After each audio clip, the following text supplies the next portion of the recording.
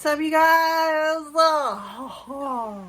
Hey, look, I wanted to make this video today to go over a bone broth loading regimen that I've been doing for the past 2 weeks. 2 whole weeks.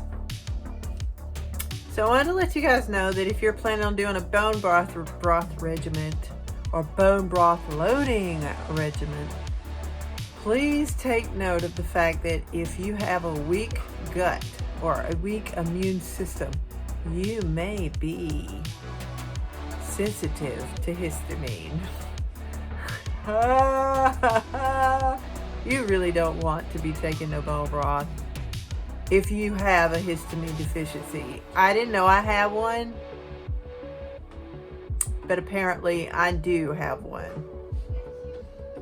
And that wasn't cool to figure out the hard way. The reason why I say that is because I started having symptoms like fatigue, severe bloating, muscle soreness. I mean, felt like I was sick, and I still kind of feel that way. So, I mean, like I'm still. Because it was only like 4 days ago that I quit. I just cold turkeyed it, and I said, "Screw it, I can't do this anymore." I didn't even know it was a histamine issue at that point. But I decided, I was like, I need to do some research and figure out what is going on with my body. Why is it going crazy? Oh, also, about a week into the regimen, I had a period that was spotty and not even a period. You wouldn't even deem it a period. It just, bam, and it was gone. And that's the first time I've done that in a long time. So I was like, okay, something's going on here. Something ain't right. What is going on in my body? Don't know.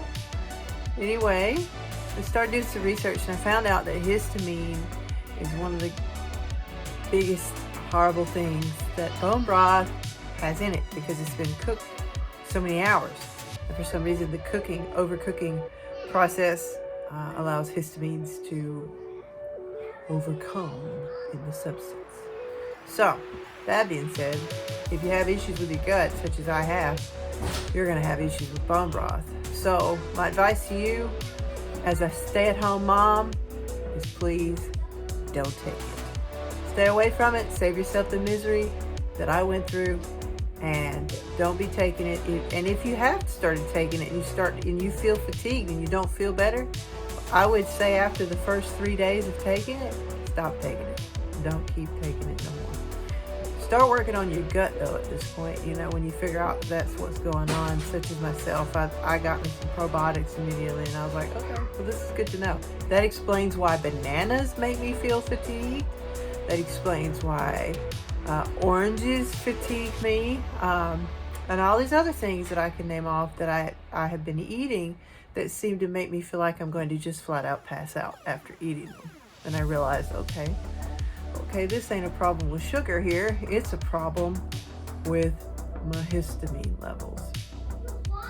So I'm a firm believer in listening to your body and understanding it, getting to know it a little better. And I totally realize that this is a big issue, and I just wanted to share the experience with you guys, because I know there's a lot of you out there that are dealing with the same symptoms that I have had and that I've just shared with you. And I hope that somehow you'll realize that that's what's going on, you know, or go to a doctor if you have them test you for it or whatever, if they even do that. I don't know. I've heard that they don't really do testing like that. So yeah, you just kind of have to figure it out for yourself what's going on. Yeah, which is pretty much like everything else, right? Quick disclaimer, I am not a doctor or licensed professional of any kind, just so you know. So if you guys like my video, please give it a thumbs up. And if you liked it enough to subscribe, that would be greatly appreciated. Peace, you guys.